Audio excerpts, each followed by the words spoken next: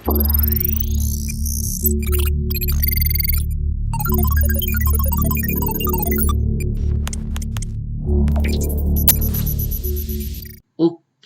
selanjutnya ini juga ada beberapa tips sih. Jadi ada kondisi ini nih cukup penting, bisa dibilang sebagai suatu tips, tapi bisa juga dibilang sebagai suatu peringatan gitu. Gue sering banget nemu kondisi-kondisi kasus di mana anak FE, ya nggak harus anak FE lah, banyak lah kasus-kasus di kondisi di fakultas masing-masing lah gitu. Di mana lu dapat data dalam bentuk PDF. Oke, let's say PDF gitu. And then data di PDF itu mau lo convert ke Excel. Nah, biasanya yang dilakukan adalah ya udah file PDF itu di-scan dulu, terus ya biasa kan ada converter online ya, intinya dari PDF ke Excel. Nah, tapi ketika masuk ke Excel di copy datanya jadi hancur gitu, atau mungkin lo ambil suatu resource gitu. Let's say lo ngedownload dari BPS gitu. Ngedownload dari BPS, kebuka Excel-nya, lo copy ke Excel lo, datanya jadi hancur gitu. Hanya gara-gara perbedaan titik sama koma. Jadi ada dua standar kan biasa. Ada kalau di kondisi di Indonesia kan biasanya ya udah kalau udah nyentuh angka ribuan itu pemisahnya titik. Oke, jadi thousand separator-nya titik gitu. Sedangkan desimalnya itu koma. Jadi kayak 3,4 ya udah 3,4 gitu. Bukan dot gitu. Nah, tapi kan ada juga beberapa standar di mana dia kebalik ke switch gitu. Jadi yang thousands-nya yang justru jadi koma, tapi desimalnya yang justru titik gitu. Nah, itu sangat sangat benar-benar berantakan banget gitu. Gue pernah nemu di mana uh, ini pengalaman pribadi sih sebenarnya. Jadi kayak contoh ini data gue gitu. Separator-nya untuk yang desimal itu titik, tapi ternyata di Google Sheet gue di settingnya itu justru koma gitu. Nah itu ketika lo copy pasti bakal hancur datanya. Jadi cukup berhati-hati untuk hal itu karena bisa jadi angka lo jadi salah atau jadi apa gitu. Nah yang dilakukan anak FE biasanya ketika nemu hal yang salah kayak gitu, ya udah mereka ngelihat datanya manual lagi, jadinya ngeganti manual gitu. Jadi kayak contoh nih, oke gue dapet ini titik nih harusnya koma gitu. Dia udah ganti manual gitu. Nah, ini agak lama kan sebenarnya. Daripada lo ngelakuin itu, mending lo ngesetting aja sebenarnya Excel lo jadi titik, koma, koma jadi titik gitu. Tergantung dari ini. Ini BTW data yang gue pakai data dari Indodapur ya. Indodapur juga agak sedikit susah. Jadi biasanya setting defaultnya di Indonesia kan Excel-nya itu desimal, koma, kalau thousands titik. Nah, Indodapur itu kebalikannya. Jadi ketika gue biasa ngerapin Indodapur, itu jadinya agak sedikit repot gitu. Sebelum akhirnya gue sadar bahwa ternyata ada cara lebih gampang. Gue tinggal ubah aja sebenarnya settingan Excel gue. Caranya gimana? Di PPT yang nanti lo bakal dapat juga, sebenarnya gue bakal ngasih tahu di sini untuk detailnya. Jadi yang lo lakukan adalah basically cukup ke file, terus ke option, dan ke advance. Nah, di sini akan ada banyak pengaturan-pengaturan gitu. Contoh di sini untuk yang ini, use system separator-nya, ya ini tinggal lo ganti aja. Kalau desimal jadi koma, kalau thousands jadi titik gitu. Bebas dari lo. Dan ya udah otomatis akan keubah gitu. Oke, ini gue lagi pakai settingan di mana yang desimal itu bentukannya akan titik. Kalau thousands dia akan koma. Jadi ini kalau dijadiin ini jadi koma gitu. Tapi ya baik lagi ini bisa jadi tips tapi bisa jadi peringatan gitu. Jadi kayak cukup berhati-hati aja. Selanjutnya juga di sini kita gue coba ngeliat nge-view beberapa filter dulu ya, fitur-fitur dulu dari bagian atas ya, ribbon atasnya gitu. Mungkin lebih enak kita langsung dari sini aja ya. Jadi BTW kalau versi Excel terbaru atau Microsoft-nya sudah 365 itu ada satu fitur baru yaitu Power Pivot. Nanti kita coba explore juga kalau misalnya ada kesempatannya. Ini juga untuk membantu lo ngelakuin pivot tapi ya cukup bisa lo pakai bisa enggak gitu. Nanti di bagian part 3 kita kan akan belajar lebih visualisasi ya. Gue mungkin akan lebih bahas juga tentang gimana cara lo ngebuat suatu dashboard gitu yang enak atau rapih gitu. Nah, salah satu atau kayak kadang nih lo ngelakuin olah data lo males ngelihat ininya, kayak apa sih, garis-garis pemisahnya, garis kisinya gitu. Nah, lo bisa sebenarnya ngehilangin gitu. Jadi basically jadi kayak putih banget gitu. Nah, ini juga ngebantu lo kalau seandainya mau ngelakuin suatu desain dashboard dari Excel. Nah, ini lo harus hilangin dulu grid line-nya gitu. Oke. Terus lainnya kalau misalnya lo risih dengan formula barnya ya tinggal dihilangin aja, atau kalau lo males dengan headingnya hilangin aja, tapi saran gue jangan gitu. Ada juga fitur yang lain yang biasanya sering dipakai itu adalah yang window ini gitu. Terutama biasa gue pakai dulu pada saat gue jadi asdos ya. Jadi kayak kalau misalnya gue meriksa jawaban anak-anak gitu, nggak enaknya itu adalah kayak contoh nih, gue punya list nama anak gitu, siapa-siapa aja, terus kayak ini nomor-nomor yang harus gue periksa gitu. Ketika gue udah turun ke bawah-bawah, gue nggak tahu nih ini nomor berapa, ini nomor berapa gitu. Nah, caranya lo bisa nge-freeze gitu, nge-freeze panel. Jadi kayak contoh nih, kalau misalnya gue mau ini gue freeze, let's say gue mau freeze row-nya doang. Jadi setiap gue turun, row paling atas satunya nggak akan keganti, jadi akan lebih mudahin gue gitu. Atau kayak let's say gue punya nih nama anak di bagian kolom A gitu. Terus kayak ada nih banyak komponen yang harus gue isi, tapi gue lupa ini nama anaknya anak siapa gitu. Jadi kayak ya udah gue bisa juga ngelakuin freeze untuk first column gitu. Jadi ketika diganti bagian A-nya tetap ini gitu. Nah, ada juga sebenarnya fitur yang lain gitu, di mana biasanya ada, gue udah agak males sih sebenarnya pakai freeze. Gue lebih seringnya pakai split. Jadi enaknya split adalah dia akan ngebagi data lo menjadi beberapa window gitu. Jadi karena biasa ada aja kondisi di mana nama-nama gitu yang ingin lo coba observasi itu justru ada di kolom yang bukan yang pertama, atau bukan di row yang pertama gitu. Jadi lo bisa kayak basically gue ngelakuin kayak gini gitu. Ini gue ngesetting maunya di sebelah kirinya nanti terus adanya nama ininya gitu. Jadi enak nih ketika gue meriksa, gue bisa nahan gitu. Oke, jadi ini basically dia akan bagi Excel lo jadi 4 row gitu. Jadi lo bisa di sebelah kiri atas, sebelah kanan atas, kanan bawah, atau kiri bawah gitu. Oke, ini split. Nah, selain itu kalau review gue jarang, jujur. Terus masuk data, biasa ada ini yang paling sering digunain sama beberapa orang itu adalah fitur filter gitu. Jadi basically kalau lo punya data, lo bisa ngelakuin suatu filter gitu.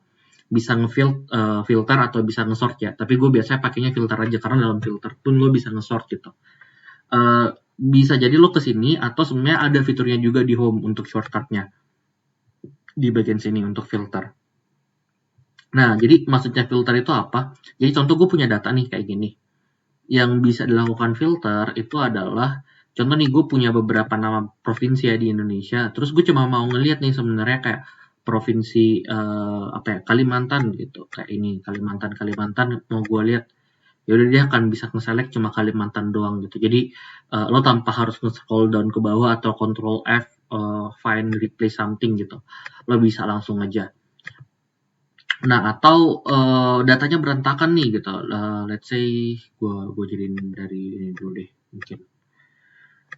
Contoh ya, ini datanya kan cukup berantakan ya, nama-nama provinsinya nggak teratur, terus kayak tahunnya pun juga nggak teratur gitu. Gue mau ngerapihin gitu urutannya biar kayak nama provinsinya sama dulu semuanya gitu. Ya udah gue bisa aja ngelakuin sort dari nama provinsi. Nah, ini udah baik. Contoh, terus year-nya masih belum teratur nih. Oke, bisa di sort lagi by year-nya gitu.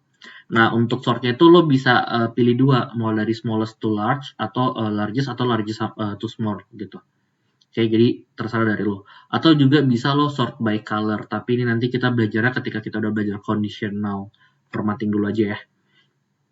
Dan sebagainya, beberapa fitur-fitur yang lainnya. Nah, itu tadi filter sebenarnya. Jadi itu biasa dikombinasiin juga dengan sort.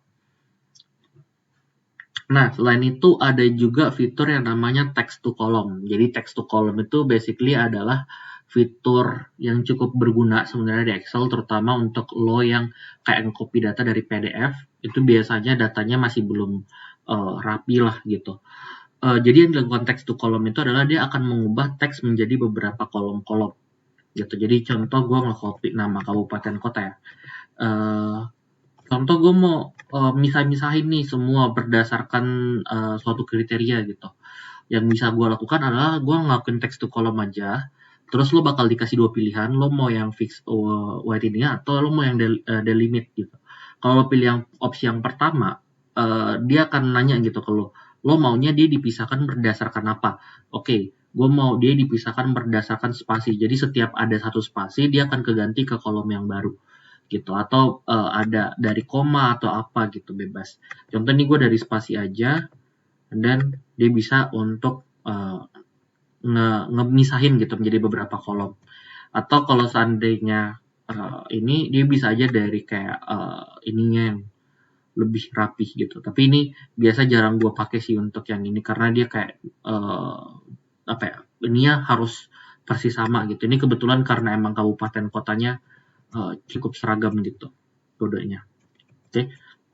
Ada juga yang namanya flash fill. Flash fill ini biasa jadi ini kalau lihat ada tanda kayak apa sih namanya petir gitu itu flash fill gitu. Intinya dia bakal automatically bantu ngedetect apa sih sebenarnya yang dibutuhin sama lu gitu. Contoh flash fill mungkin BTW ada beberapa orang yang mungkin flash fill-nya auto, ada beberapa yang enggak ya. Yang harus lo lakukan adalah lo lihat dulu settingnya, pindah ke advance, terus lo mastiin automatically flash fill ini kecentang. Kalau enggak, dicentangin aja gitu. And then yang harus, contoh nih, gue mau, ini let's say gue mau bikin text to column ya. Dia jadi kayak gini gitu. Terus, atau jangan deh, gue jadiin ini aja. Ini enak ya.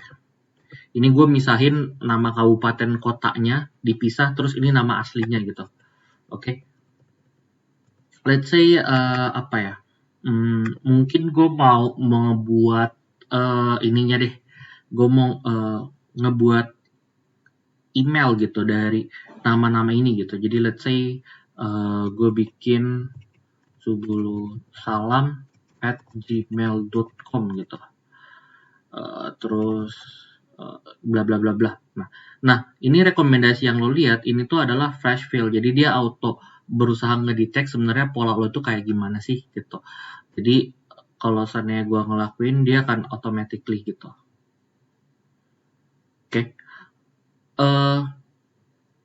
Atau kalau seandainya ternyata dia nggak bisa ke flash fill atau nggak bisa ke auto kayak tadi yang gue lakukan, lo bisa langsung ngeklik aja ini flash fill dan dia akan bantu ngedetect gitu. Oke. Atau kalau nggak bisa lo bisa pakai Ctrl E gitu. Ini gue ngelakuin Ctrl E dan dia ngelakuin flash fill gitu. Di contoh dia bikin jadi Gmail gitu. Oke. Atau kayak contoh nih, gue punya data terpisah kayak gini, tapi gue mau gabung gitu, tapi males pakai rumus. Nah, bisa juga sebenarnya. Jadi, yang lo lakukan adalah cukup, contoh gue bikinnya jadi kota Subulu Salam gitu. Nah, ini gue tinggal Ctrl E, dan dia akan nge-detect sendiri, oh ini maksudnya kayaknya dia bakal berulang gitu. Jadi, ini digabung, ditambahin spasi. Jadi, dia akan sekaligus ngebantu gitu. Oke, ini flash fill. Nah, selanjutnya ada juga ini BTW kolom yang ini gue delete dulu deh, agak jelek. Ada juga yang namanya remove duplicate. Jadi intinya ini biasanya cara yang bisa lo pakai kalau misalnya lo nemu beberapa duplikat data gitu. Contoh di row data 2 ya. Ini ada beberapa kondisi-kondisi sengaja nama usahanya gue bikin duplikat gitu. Nah, ini juga bisa nih kalau kayak ngesalah gini aja, terus kayak nanti dia akan coba cari ada nggak yang duplikat gitu. Ini sorry. Ini lo mau dia itu berdasarkan apa gitu. Jadi kayak contoh gue mau berdasarkan nama usahanya aja. Nanti nih dia udah dapat ada nih beberapa yang duplikat gitu. Nanti dia remove dan sisain yang unik aja gitu. Jadi ini beberapa yang unik. Oke, dari 150 data gitu. Tapi nanti gue bakal ngejelasin bahwa sebenarnya ada juga lo cara lo bisa dapat kayak ininya formula untuk bisa nemu kira-kira unik, ada yang unik atau enggak gitu. Oke, ini kayaknya gue jadiin ini dulu. Oke. Ini delete dulu deh, kelebihan nanti jadi tambah pusing. Oke. Nah, terus ada juga kadang nih kalau seandainya lo bikin Excel, lo juga mau bikin drop list gitu. Jadi contoh gue mau bikin kotak Subulu Salam ini, dia nanti ada drop listnya gitu. Contoh apa ya drop listnya enaknya? Mungkin lo mau bikinnya ini data validation itu nggak hanya terbatas di drop list aja ya, bisa aja banyak hal gitu. Ini intinya lo mau ngevalidasi suatu data gitu. Jadi let's say gue mau bikinnya dia apa enaknya? List aja deh dulu. Jadi gue mau ngevalidate intinya data yang boleh dimasukkan di kolom C ini tuh hanya boleh list yang udah gue sediain gitu. Contoh gue maunya dia kayak kabupaten gitu atau dan ada juga kota gitu. Jadi gue tinggal ini aja, nanti dia akan muncul kayak gini. Nah ini drop list. Jadi lo bisa milih gitu kabupaten kota. Jadi oke ini kabupaten nih gitu atau ini kota nih gitu atau kayak adalah yang lain-lain kayak mungkin lo mau ngelakuin ngebuat suatu kayak absensi gitu. Nah itu lo bisa bikin drop list juga kan sebenarnya gitu. Dan masih banyak hal-hal lainnya. Selanjutnya juga ada yang ini ya, tapi consolidate. Tapi gue sebenarnya agak cukup jarang ngegunain consolidate karena nggak terlalu cukup penting juga. Nah terus ada forecasting, ini nggak akan gue bahas karena akan agak sedikit lama kalau bahas forecasting. Jadi yaudah. Kalau seandainya lo lihat di tampilan Excel lo pasti mungkin nggak ada yang nggak dapat yang analyze ini. Nanti kita akan bahas yang data analysis dan juga solver. Akan gue jelasin juga nanti di agak sedikit ke belakang tentang gimana sih cara munculin fitur ini gitu. Oke. Nah selanjutnya kalau saya mau latihan beberapa data, lo juga bisa nih nge-extract beberapa data tambahan gitu. Jadi dia udah nge-support beberapa database, kayak contoh database lo itu masih dalam bentuk format-format yang lain, nah ini lo bisa lo masukin aja gitu. Oke. Nah, selanjutnya ada juga kolom formula, di mana kolom formula ini, ribbon formula ini dia lebih banyak ngisi beberapa, bukan beberapa sih, bahkan dia nge-list semua rumus yang ada dan valid di Excel gitu. Jadi sebenarnya lo bisa belajar formula Excel sendiri gitu dengan cara atau lo kepo nih berapa banyak sih sebenarnya kayak komen-komen yang ada di Excel. Ya udah lo bisa explore di sini aja. Nanti dia bakal ngasih ajaran gitu kayak contoh gue mau ngeliat average. Oh, average itu apa sih? Oh, ternyata ini untuk cari nilai rata-rata gitu. Atau mungkin gue mau coba nge-explore tentang financean gitu. Oke, ternyata ada yield nih. Oke, yield itu apa sih? Oke, kita mau cari sebenarnya berapa tingkat return gitu dan sebagainya. Oke. Ini juga ada fungsi logic, ada fungsi text, ada date and time, lookup and reference. Ini nanti kita akan bahas di part 2. Ada ini untuk basic math-nya dan beberapa fungsi-fungsi tambahan lainnya gitu. Jadi lo bisa explore sendirilah cukup banyak. Akan ada beberapa formula-formula yang akan kita bahas di video kali ini, tapi mungkin nggak semua sesuai dengan disclaimer gue yang awal, makanya gue memperkenalkan ini biar kalian juga kalau seandainya kayak contoh nih gue nggak akan bahas yang fix gitu. Contoh gue nggak bahas yang fix, tapi lo kepo fix ini apa sih gitu. Jadi ya udah tinggal bisa lihat di sini aja nanti. Oke. Selanjutnya ada juga page layout. Ini biasanya dipakai untuk kalau mau ngeprint silahkan nge-setup dan sebagainya. Draw gue jarang, insert. Ini nanti akan lebih banyak kita explore di bagian ini ya, visualisasi data karena ini biasa lebih banyak menyangkut tentang chart atau kayak shape dan sebagainya.